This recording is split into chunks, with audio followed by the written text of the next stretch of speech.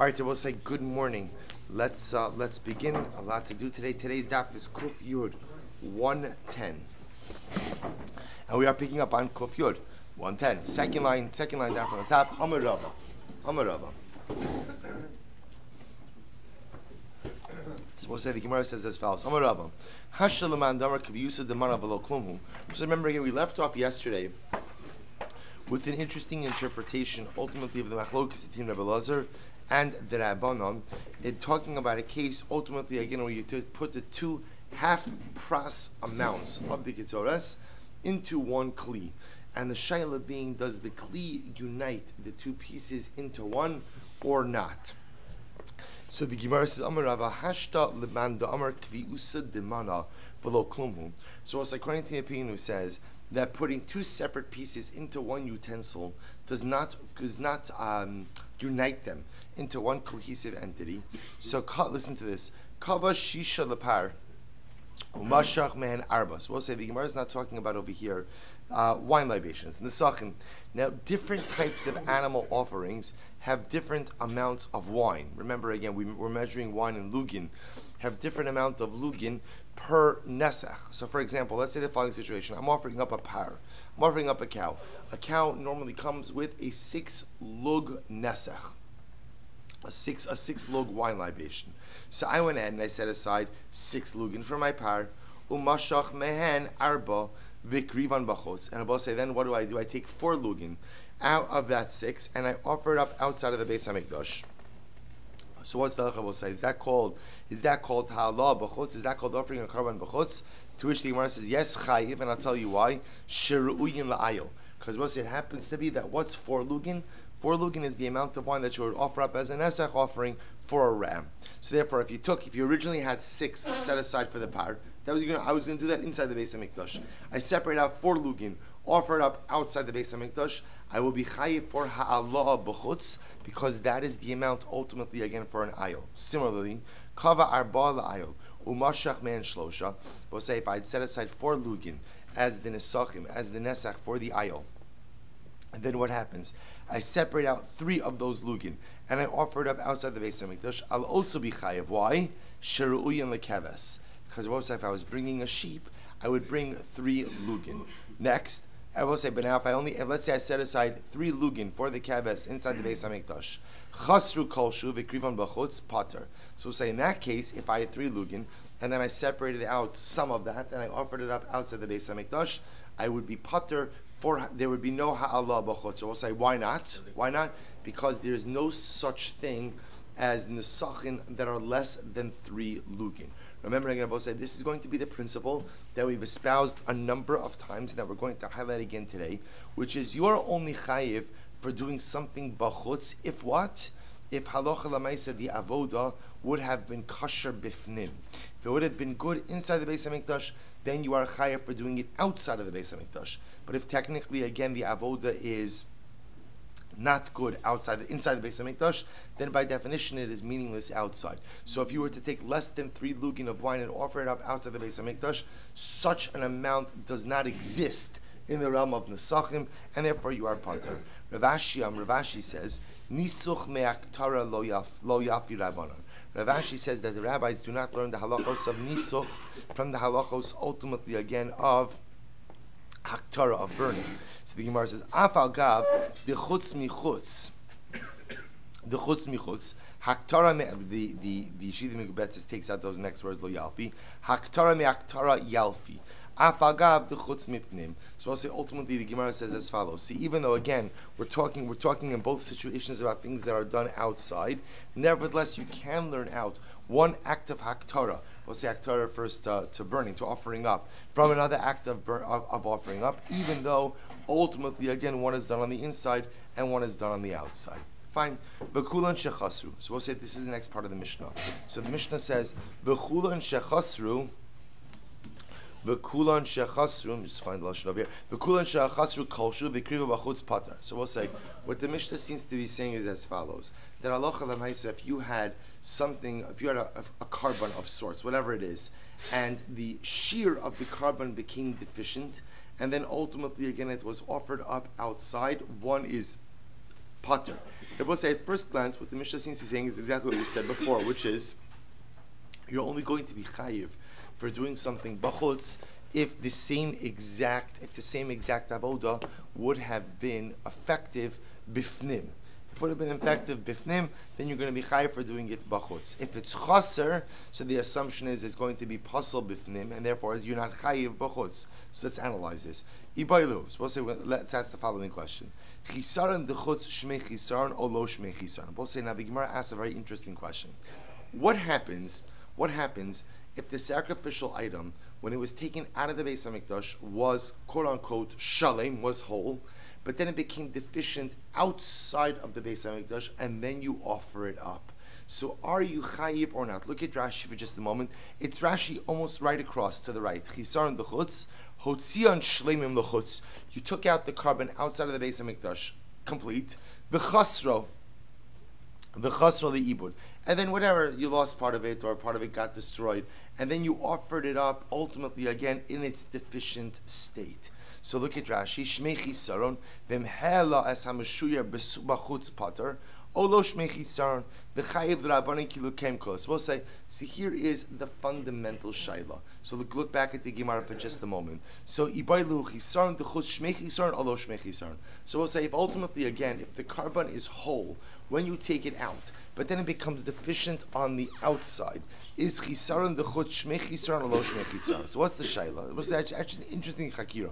Mi amrinan kevan denafek if silulahu mali chaser mali yeser. So we'll say, do we say like this? On one hand, once you take a sacrificial item outside of the Beis HaMikdash, then what? It becomes possible.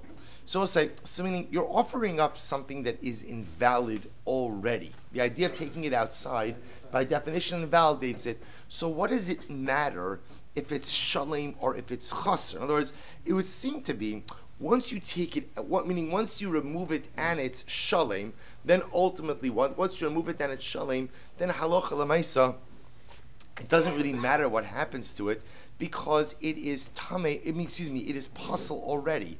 So odilma yotze diise beinein delese beinei lo. Or what do we say? No. The only time ultimately, again, you're going to be chayiv is when the carbon, and when I say carbon, I mean sacrificial item, whatever it is. Because remember, it doesn't have to be an animal carbon, it could be a mincha also, but it has to be intact. Which I will say, to further refine that wording a little bit, what it means, what essentially the shayla is do we say that the identity of an item that is offered up bachutz is solidified and concretized at the moment that it's taken out, and therefore again any subsequent deficiency that occurs to the item is really irrelevant? Or do we say no, that item essentially has to mirror something that's done bifnim? Just like if it's done bifnim, one will only be chayiv until when? One will only be chayiv if halacha l'maisa, again, it's intact all the way until the point in time in which it's offered up. And if it becomes deficient any time before that, so ultimately again it's invalid. So to outside, you're only going to be chayiv b'chutz if it remains intact all the way until the point of halal. That's the shayla. So Amar Abaye says, Tashma, Rabbi Eliezer Poter, Ad Yakriv Eskulan. So as we learned in a brisa that Rabbi Eliezer Paters, he says that you're Pater for shchutei chutz until you go ahead and you offer everything up, the entire amount up. Amali Rabbi Barachan Rabbi Mid Rabbi Eliezer Pashitmar. I don't understand why you answering this question from Rabbi Eliezer. Amar le beferish shmiya le minei dirav. So we'll say, remember again, Rabbi Eliezer's shita is obvious. Rabbi Eliezer holds that in order to be chayiv for shchutei chutz, so ultimately the item has to be fully intact. So why are you bringing up that? Amar le beferish shmiya le minei dirav. Ad kan lo pligi Rabban le Rabbi Eliezer ela di isei be'enei. Ava bechisaron modile. So we'll say, yeah, we learned explicitly that what? That the Rabbanon only argue with Rabbi Eliezer when the item is fully intact. But if the item is deficient, then ultimately, again, they agree with Rabbi Eliezer that one will not be chayiv for shchutei chutz. To which the Gemara says, lav dechaser b'chutz.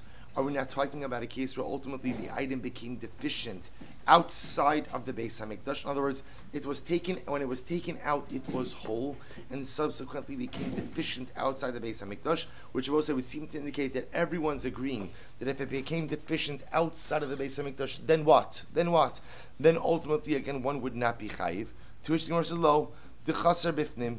Not necessarily, it could very easily be that it became chaser on the inside and you took it out like that. Maybe that's the case where everyone agrees that if halacha lemaisa, it was already deficient on the inside, and then you took it out, then of course you will be pater for that. To which the Gemara says, Tashma, v'kulan shechasra v'kriva b'chutz, lab dechasra b'chutz. What's the right say again? Anything that became chaser and was offered up on the outside, you're pater. Lab dechasra b'chutz. Are we not talking about a case where it became deficient ultimately outside? To which the Gemara says, Lo, dechasra bifnim. Not necessarily. Could be talking about a case where it became chaser inside the Beis HaMikdash. So I will say, so this actually is an important nekuda. This actually is a very important point to be made. So what is the halacha? What is the halacha? Meaning, what happens if, let's say, the carbon itself at the time when you're offering it up outside the Beis HaMikdash is not complete, is incomplete, is deficient? Is one chayiv for ha'ala b'chutz or not? So we'll say the Rambam paskins. This is in Maseh Karbanos, Perek Yutes Halacha Test. The Rambam says. So the Gemara says. I'm gonna quote you. Well, I'll read you the whole Rambam. Kitzar comments on Lavona v'Aimor v'Ola Minchas Shravan Esachan Shechasru Miktsasam Bifnim V'Kriv Sheirasan B'Chutz Pater. So we'll say the Rambam paskins that Halacha L'Maisa, if the sacrificial item became chaser bifnim, v'hikri b'chutz, because remember there are two cases. Case number one is where the item became deficient inside the Beis HaMikdash and was then taken out. Case number two is where the item was whole inside, taken out whole, and became deficient outside. So in case number one, where the sacrificial item became deficient inside the Beis HaMikdash, then you took out the remainder and offered it up outside. The Rambam says, it's like a daf yomi drum roll, right? Potter. One is potter for that. So again, I both say if the carbonic item became deficient inside the Beis HaMikdash, remainder is taken outside of the Beis HaMikdash and offered up. The halacha is your potter. Shari ne'emar la'asos oso ala shalim hu chayiv ve'eno chayiv ala chaser. On the other hand, hotzio shalim b'chaser b'chutz vela. Both say what happens, however, if it was taken out whole and then became chaser outside of the Beis HaMikdash? The Rambam says harezeh safek. The Rambam says it is a safek, lefichach eina loke.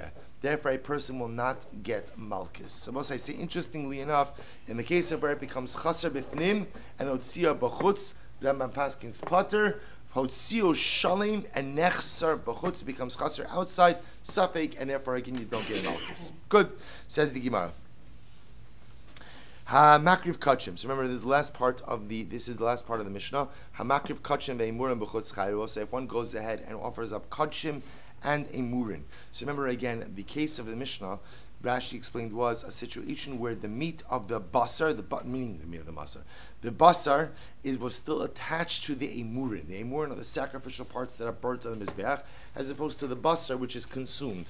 Let's say you did not detach them; you burnt them together on the mizbeach. So the Rambam, so the Mishnah says that you are chayiv for shchutei chutz. Says the Gemara, Amai vaike chatzitza. But I will say again, why would I be chayiv for the emurin? After all, if the emurin are still attached to the meat, then what? Then I will say that means the emurin are not on the mizbeach. If the emurin are not on the mizbeach, then what? That's a chatzitza. If it's a chatzitza, I will say, then why should I be chayiv for ha'alah b'chutz? Amar Shmuel kishapchan. Okay, Shmuel gives a simple answer. You turn the meat over. So therefore, it's not the meat part that's sitting on top of the mizbeach, but rather it's the emurin part that's sitting on top of the mizbeach. Rabbi Yochanan says, afilu teimah, even if he didn't turn it over, it's still okay. V'hamani, who's opinion does this reflect? Rabbi Shimon he da amra afilu helu ala sela chayiv. Both listen to this. So second possibility is this reflects over Rabbi Shimon. Both remember we had this 2 days ago. What for shchutei chutz, for halah b'chutz? What is the vehicle of offering? Do you need a mizbeach, or is even a stone enough? So the Gemara says this reflects the view of Rabbi Shimon. Rabbi Shimon says you could even offer it up outside of the Beis HaMikdash on a stone, and therefore again I will say once it's a stone, not a mizbeach, that means all of the halachos of mizbeach also are set aside, which means chatzitza is set aside as well. Rav says min b'mino eno chotzes. Rav will say simpler answer that there's no chatzitza. Why? Because it's min b'mino. I will say again, two items of the same min do not serve as a chatzitza, right? Therefore, again, halacha l'maisa, they're both part of the animal, and even though again they have two different identities, therefore because it's the same min, they don't serve a chatzitza. I will say this halacha, by the way, just a min b'mino eno chotzeitz. I'll just tell you just how this comes up very often. Now the halacha is totally unrelated to Zevachim, absolutely nothing to do, total tangent, but just same concept, which is actually very halacha lemaisa. But the halacha is that by tefillin, you're not supposed to have a chatzitza between your body and the tefillin. That applies to the bias and ideally to the ritzua as well. But more importantly, the bias. The bias is supposed to rest directly on your skin. That's why again a person has to be careful. If there's shirt sleeve or anything else, there's an interesting shine in the post skin. What happens, depending on how you put on tefillin. But what happens if you take your ritzua and as you're winding your ritzua around your bicep, your ritzua goes under the bias. So now again, my ritzua is sitting underneath. I'm a lefty. Right? Your ritzua is sitting underneath your bias. So between your bicep and the bias. So is one yotze the mitzvah of tefillin like that? So the way we paskin is yes. Why? Because of the concept of min b'mino eino chotzeitz. Because at the end of the day, they're both tefillin. They're both tefillin. Therefore, again, the presence of the ritzua underneath the bias does not serve as a chatzitza between the bias and my skin. Now, it's not ideal. Obviously, we try to avoid it. We'd like the bias to rest directly on the bicep. But if the ritzua does go under it, ultimately, again, it is not a chatzitza. So the Gemara goes weiter. So the Gemara says, "Hamakriv cut." So fine. Mishnah. Mincha shelo nikmitza v'griva. Supposed to listen to this. Let's say you have a karban mincha. The kmitza was not removed from it. The kmitza was not removed. So mincha shelo nikmitza v'griva b'chutz, and it was offered up outside the base mikdash pater. Ultimately, again, it's pater. Now, why is that? Because the mincha that has not had the kmitza removed is not fit to be offered on the mizbeach. Because it's not fit to be offered on the mizbeach, therefore what? One is not chayiv for offering it up outside of the Beis HaMikdash. The Gemara says, "Kamtza v'chazar kamtza l'socha." Well, so let's say you took out the kmitza, and then what happens? The kmitza got mixed back in with the mincha. Then what's the halacha? V'kriva b'chutz, and you offer it up outside of the Beis HaMikdash. Ultimately, again, chayiv, it would be chayiv, because they both say, again, such a mincha could be offered up inside the Beis HaMikdash as well. Says the Gemara, I don't understand, va'amai, libatli shirayim l'kometz. So we'll say, asks the Gemara, interesting idea. Why don't we say that when the kometz gets mixed back in with the rest of the mincha, that the mincha should go ahead and be mevatel the kometz? In other words, why wouldn't we just say gets since it's mixed back in with the rov, that it's batel? To which the Gemara says, nemra haktara b'kometz, nemra haktara b'shirayim. It says the word haktara by the kometz, and it says haktara by the shirayim. Also, shirayim represents the remainder of the mincha after the kometz has been removed. Ma haktaras kometz in kometz mevatel chavero. We'll say just as by the haktara of the kometz. So one kometz ultimately again is not mevatel. It's not mevatel. It's the shirayim. Af haktara shirayim ain't shay mevakten as a kometz. So to we'll say the haktara shirayim. The shirayim is not mevatel the kometz as well. Good. So we'll say good. Quick and simple. So that's what I'll say. That's halacha. Again, no machlokes over here. If you offer up the mincha without taking the kometz, you're not chayiv for Allah b'chutz. If the kometz gets mixed back in, you could still go ahead and offer up the mincha, and therefore, if you were to offer it up outside the base of mincha, it should be chayiv as well. Mishnah: hakometz v'halavona shikriv es echad mehen b'chutz. So let's listen to this. So now kometz, remember kometz refers to the portion removed from the mincha, like we were just talking about before. Levon Rabbosai is also the frankincense, which is offered together with the mincha. Shekriv es echad mehen b'chutz. So we'll say now you offered one of them outside of the Beis HaMikdash. Now, understand what's happening over here. Look at the first Rashi in the Mishnah. It's the last of the shortest lines in Rashi. Hakometz v'alavona shel minchas nedava. So we're talking about over here that somebody is offering up a minchas nedava. Shnehen matirin es shiareha la'achila. So the halacha is, for this minchas nedava, in order for the kohanim to eat the leftover, we call the shirayim of the mincha, you have to offer up the kometz and the levona. You need both of these offered up. So the Mishnah now says as follows, that if you offered up one of them, remember it's all talking about bachutz, if you offered up either the kometz or the levona, bachutz, chayiv. So we'll say the Rabban of the Tanakama says you're chayiv. Rabbi Eliezer poter at shiakrev es hasheni. We'll say now this is Rabbi Eliezer the shitaso, that Rabbi Eliezer constantly holds that you are only chayiv for shchute or halah bachutz if you do all the matirin, if you offer up all the necessary sacrificial parts. But at the end of the day, if you only offered up one part, you would not be chayiv for ha'alah b'chutz. Therefore, in this case of Rabbi say, where the minchas nedava, in order for it to be permitted, requires both the offering of the kometz and the levona. So the Rabbanan say, if you did one, you're going to be chayiv. Rabbi Eliezer says, even if you only did one, you're pater until you do both. Echad bifnim ve'echad b'chutz chayiv. So again, whether this was done inside, Rashi says, echad bifnim, tchila ve'achar kach hasheni b'chutz. If let's say you offered up, let's say you did the kometz inside the Beis HaMikdash and the levona outside the Beis HaMikdash, you will be chayiv. You will be chayiv. Rashi says, shezeh gamar ubot haloi hakol. So since you did the final completing avodah outside the Beis HaMikdash, ultimately again you will be chayiv. Shnei bazichi levona. If you have the two, literally again, two ladles or two spoons of frankincense, this is talking about by the lechem haponim.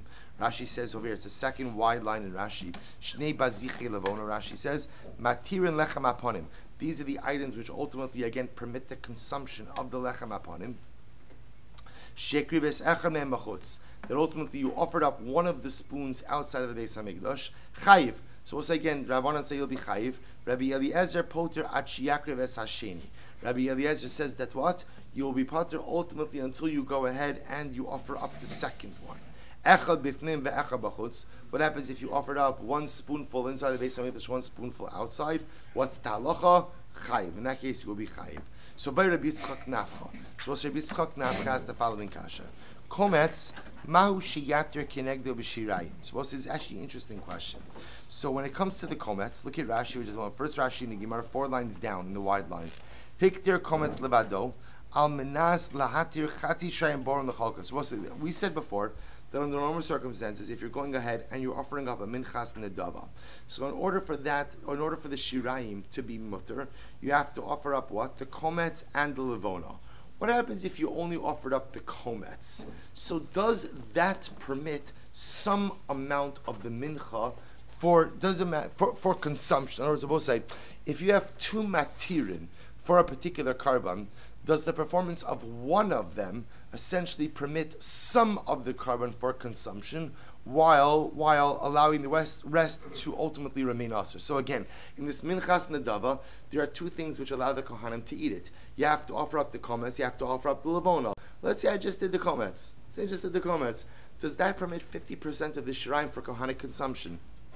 So the Gemara says, Mishra Shari. So do we say ultimately again that the performance of one of the matirin ultimately again permits a corresponding amount of shirayim?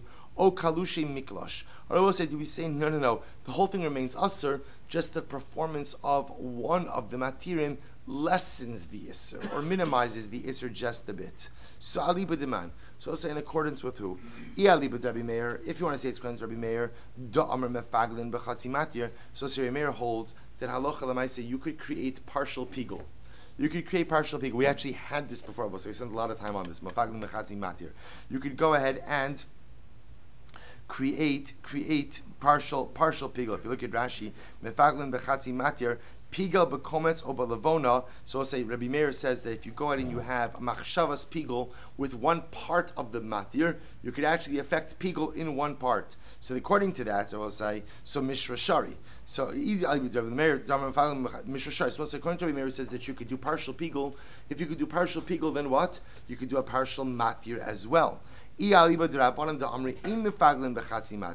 Lo mishra shari. Also, according to the Rabbanan who say that you can't do partial pigul, then by definition we would say that you also can't partially permit shirayim. But lo miklash kalish. Ella, the Gemara says, Ella alibad Rabbi Eliezer. Versus the Gemara says, rather we must be talking about according to Rabbi Eliezer.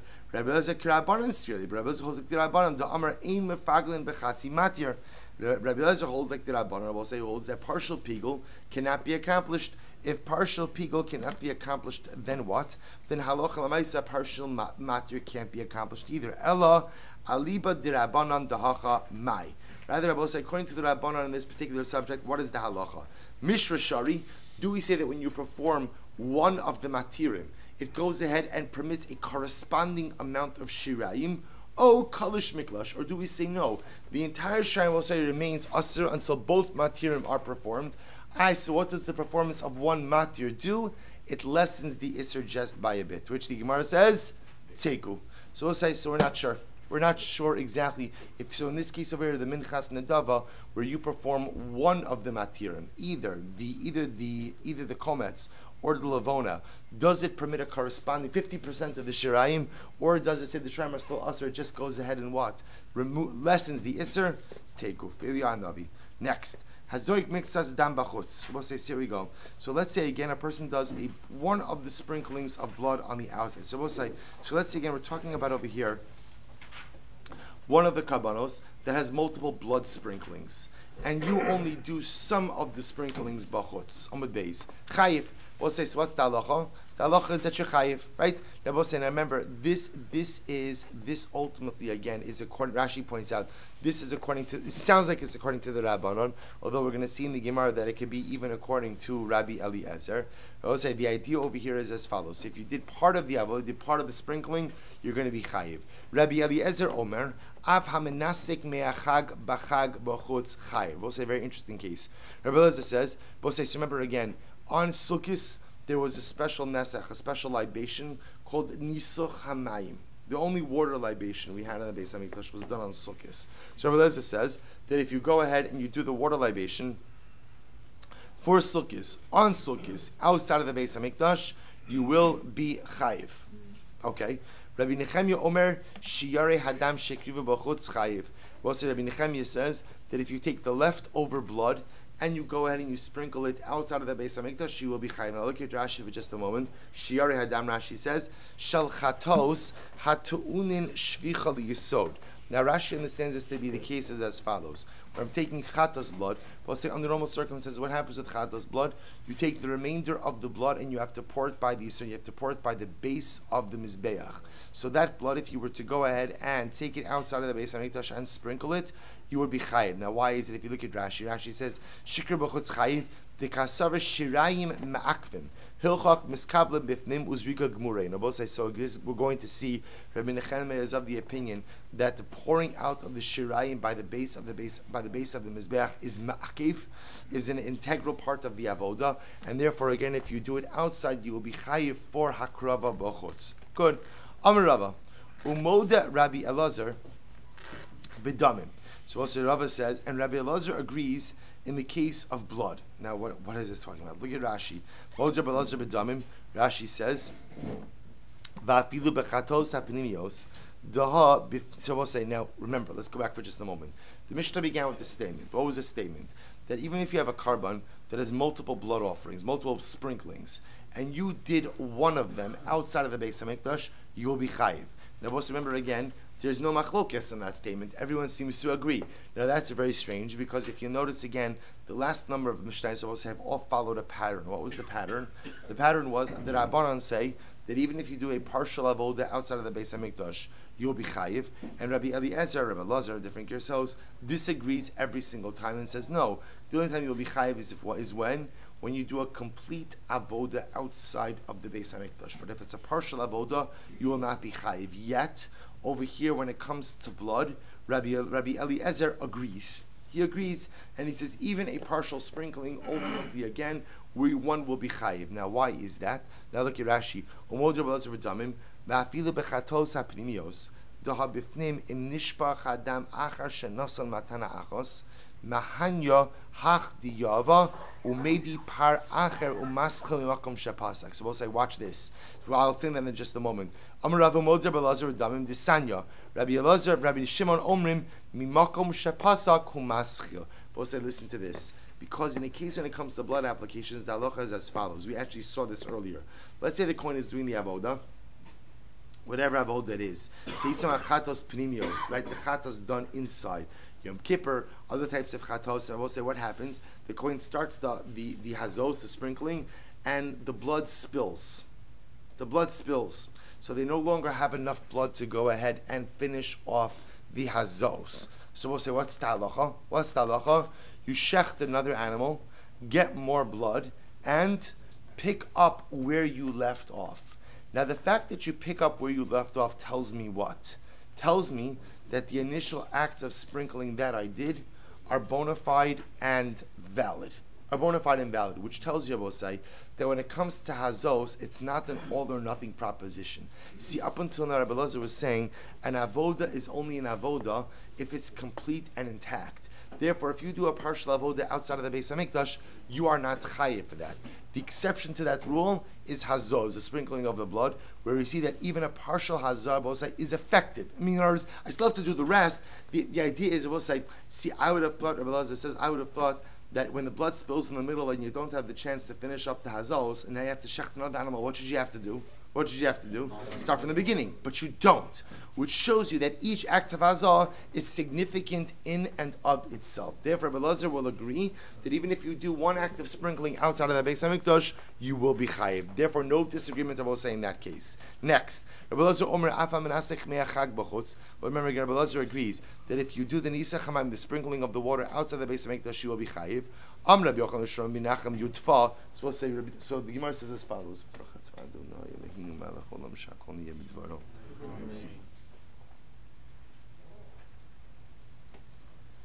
Rabbi Yochanan says in the name of Rabbi Menachem Yudfa. I both say Yudfa. Rashi says over here is Demin Yudefes. He is from the city of Yudefes or Yudafes. That's the name of the city. Okay, so Rabbi Menachem Yudfa. Rabbi Elazar b'shitas Rabbi Akiva Rabbo Amra. We'll say Rabbi Elazar is quoting the shita of Rabbi Akiva, his Rebbe. Both remember again, Rabbi Elazar was one of the second round of Talmidim of Rabbi Akiva. After Rabbi Akiva's 24,000 Talmidim die out, the Gemara says he gave smicha to 5 new Talmidim, right? These are the 5 Torah that helped. Rabbi Elazar was one of them. So Rabbi Elazar was shitas Rabbi Akiva Rabbo Amra. Da'amar niso chamayim da'oraisa. So Rabbi Elazar who says that you're chayiv for niso chamayim outside of the Beis Hamikdash follows the opinion of Rabbi Akiva, his Rebbe, who says that niso chamayim, the water libation of Sukkot is da'oraisa. This sanya Rabbi Akiva Omer unisacheha. But this is actually very interesting. The pasuk says usiir chatos echam levad olas hatamid uminchasa unisacheha. Now nisacheha could be understood in 2 ways. It's nesech singular, or it could also be understood as plural. Nisachim. B'shnei nisuchim akasav medaber. Torah is teaching me that there are 2 different types of libations. Really? We only know of one type of libation. So echa nisuch hamayim ve'esa nisuch hayayin. What are the 2 libations are both saying? One is a wine libation and one is a water libation. You'll say when is the water libation, when is the nisuch hamayim done? That's sukkis. So the Gemara says, so therefore, Rabbi Elazar holds like his Rabbi Akiva, and therefore he holds halacha l'maisa that if you were to do a water libation, not a water libation, the water libation, outside of the Beis Hamikdash on Sukkis, one would be chayiv for that. So Rabbi Yochanan, if that's the case, that we're learning out niso chamayim from niso hayayin, then why don't you say as follows? Ima lahalon shloshes lugin, afkan shloshes lugin. Just like Rabbi said by niso chayayin, what's the halacha? You need 3 lug. In other words, we already said before. When we say you need 3 lug, what does that really mean? What does that really mean? You need a minimum of 3 lugin, right? Remember again, that's the smallest nesech. It goes up to 6. But just like by niso chayayin, you need 3 lugin. Afkan shloshes lugin. So to Rabbi I should say that what? By niso chamam, you also need 3 lugin. Yet we know Vaha Rabbi Elazar me'achad ka'amar. Yet Rabbi Elazar, when he talks about ultimately again doing nisa chamam outside the Beis Hamikdash, he says hamanasech me'achag. We'll say the Gemara is going to say me'achag means what? Me'achag means any amount of water, which sounds like nisa chamayim does not have the same shear as nisa chayayin. Look at Rashi for just a moment. It's Rashi almost right across. Bahar Rabbi Elazar me'achag kamar v'afilu pachos mishloshes lugin dika leman damar sukkah but look hayam menasech. So we'll say I don't understand. If I'm learning out nisa chamayim from nisa chayayin from the same word or nisacheha, then just like nisa chayayin is 3 lugin, so nisa chamayim should also be 3 lugin. Yet we know it's not true. That Rabbi Elazar says even 1 lug, right? Even 1 lug of water is enough.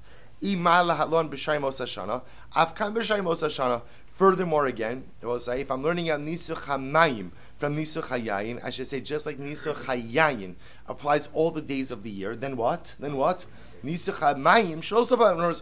Why is it only limited to Sukkos? Why is it limited to Sukkos? Why isn't it all the days of the year? So Afkan B'Shari Mos Hashana.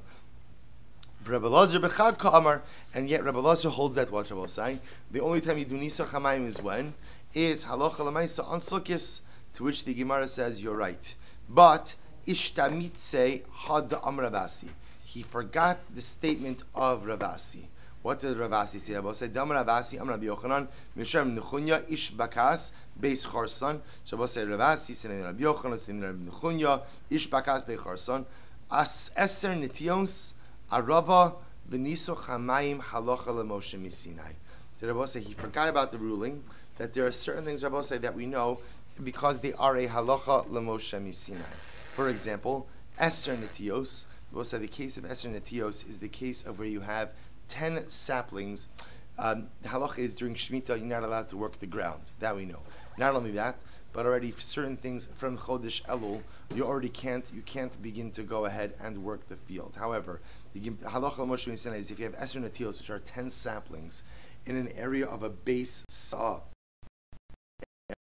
is that you are permitted to go ahead and tend to them, because if you don't, it will result in a hefsid meruba. So that's one of the halachos l'Moshe Misinai that you're allowed to do. Arava, we'll say Arava refers to also the avoda of Sukkis, where they would go ahead and they would do the hakafa around the mizbeach with the aravos. Right, that's where they would get the aravos. The Mishnah Sukkah says from Motza. Right, Motza had these very tall aravos that when you would lean them against the mizbeach, they actually would. They would what's the word? Stand up and wilt, right? Wilt over the mizbeach. They would lean over the mizbeach. That's Arava and Nisuch HaMayim. So the Gemara says, you're right. You're saying good. We learn out the concept of Nisuch HaMayim, the biblical allusion, the remez to the concept of Nisuch HaMayim. I will say is found where? Is ultimately found in the word of Nisacha, which tells that there's more than one type of nesach. The details of it, however, are not learned from that word. The existence is alluded to in that word, but the details of Nisuch HaMayim, I will say, is totally and fundamentally rooted in the halacha l'Moshe Misinai. And the halacha l'Moshe Misinai tells me that it's only done on Sukkos, and the halacha l'Moshe Misinai tells me that what? That it does not require 3 lugin like a regular nesach. Halacha l'Moshe Misinai. So Tan Rabbanan. We'll do one more line, then we'll stop for today. Tan Rabbanan. Hamanasech shloshes lugin mayim bechag b'chutz chayiv. So we'll say, so now the Brisa teaches as follows: if one did the Nisuch HaMayim of 3 lugin outside of the Beis Hamikdash on Sukkos, one will be chayiv. Rabbi Lazar B'Shimon Omer, imalo'an l'shem chag chayiv. Rabbi Lazar B'Shimon says that if you filled up the water for the purpose, ultimately again, of Sukkos, then you will be chayiv. Ma'amin, I will say, what exactly is the nafkamina between these two particular Rabbanos? What exactly is it that Rabbi Lazar Shimon is coming to add? To which the Gemara says, Ma'amin, Amrav Nachman Bar Yitzchak b'yesh shir b'mayim kemiflagi. Interesting enough, Rabbi say what they're coming to argue about is there a particular shear for the mayim, for ultimately again the water of Nisuch HaMayim? Look at Rashi just a moment. B'yesh shir l'mayim. The Kamer Tanakama Hamanase Shloshes Lugin Chayiv. So the Tanakama says that if you offered up 3 lugin of water outside the Beis Hamikdash, you will be Chayiv. But who had din Yoser l'Shloshes Lugin? The Yesh Bechlama Saimona. Va'af agab demalinu bekli gadol katshinu kli de'in shir lemeachag lemala. Va'asar belazar lemeimar v'hu shemilan l'shem chag kiderech miluan tainu shloshes lugin. So it's like interesting the way the Rashi doesn't say in this machlokes is as follows: what happens if you fill up a kli of more than 3 lugin for Nisuch HaMayim? Ultimately, again, does the entire amount of water become consecrated for that purpose or not?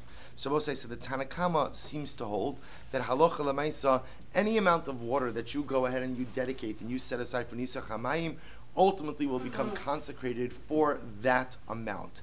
On the other hand, Rabbi Shimon says no. It is 3 lugin and no more.